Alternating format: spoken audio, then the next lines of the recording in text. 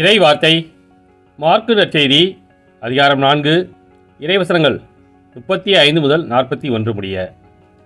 அன்றொரு நாள் மாலை நேரம் இயேசு சீடர்களை நோக்கி, அக்கரைக்கு செல்வோம் வாருங்கள் என்றார். அவர்கள் மக்கள் கூட்டத்தை அனுப்பிவிட்டு படகில் இருந்தவாறே அவரை கூட்டிச் சென்றார்கள்.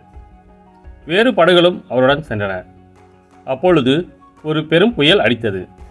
அலைகள் படகின் மேல் தொடர்ந்து மோத அது தண்ணீரால் நிரம்பிக் கொண்டிருந்தது. அவரோ படகின் பிற்பகுதியில் தலையணை வைத்து தூங்கிக் கொண்டிருந்தார். அவர்கள், போதகரே, சாகப் போகிறோமே, உமக்கு கவலை இல்லையா என்று சொல்லி அவரை எழுப்பினார்கள். அவர் விழித்தெழுந்து காற்றை கடிந்து கொண்டார். கடலை நோக்கி, இறையாதே, அமைதியாயிரு என்றார். காற்று அடங்கியது. மிகுந்த அமைதி உண்டாயிற்று. பின் அவர்களை நோக்கி, ஏன் அஞ்சுகிறீர்கள்? உங்களுக்கு இன்னும் நம்பிக்கை இல்லையா என்று கேட்டார். அவர்கள் பேரச்சம் கொண்டு, காற்றும் கடலும் இவருக்கு கீழ்ப்படுகின்றனவே, இவர் யாரோ என்று ஒருவரோடு ஒருவர் பேசிக்கொண்டார்கள். கிறிஸ்துவின் நற்செய்தி.